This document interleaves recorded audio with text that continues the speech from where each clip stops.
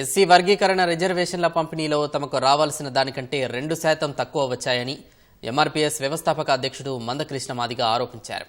ప్రభుత్వం దీనిపై దృష్టి సారించి లోపాలు సరిదిద్దాలని హైదరాబాద్లో నిర్వహించిన కార్యక్రమంలో కోరారు.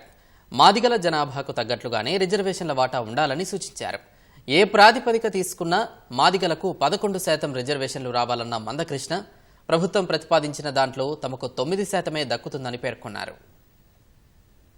ఈ దేశంలో ఏ రాష్ట్రంలో ఉండబడే జనాభాకు అనుగుణంగానే ఆ రాష్ట్రంలో రిజర్వేషన్ల శాతం ఏర్పడ్డది. రిజర్వేషన్లను పంపిణీ కూడా జనాభా పరంగానే పంచాలి. కాబట్టి మా జనాభా నిష్పత్తి ప్రకారం మాకు రాలేదు, 2% తక్కువ వచ్చింది. దీన్ని వెంటనే సరిచేసి ముందుకెళ్ళండి.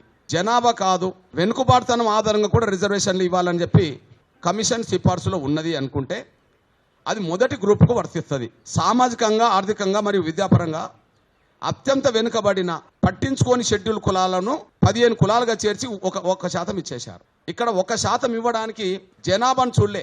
వెనుకబాటు నిజమే అవుతే ఆ రీత్యా మాకు కూడా వర్తించాలి కదా. మేము వెనుకబడిపోయిన వాళ్ళమే కదా. మరి ఈ గవర్నమెంట్ 9% కేటాయించింది. ఏ రంగంలో నిన్నటి వరకు 9% లేదు కదా. మాకు 4, 5, 3% వచ్చింది అనుకో, మేము వెనుకబడ్డట్టే కదా.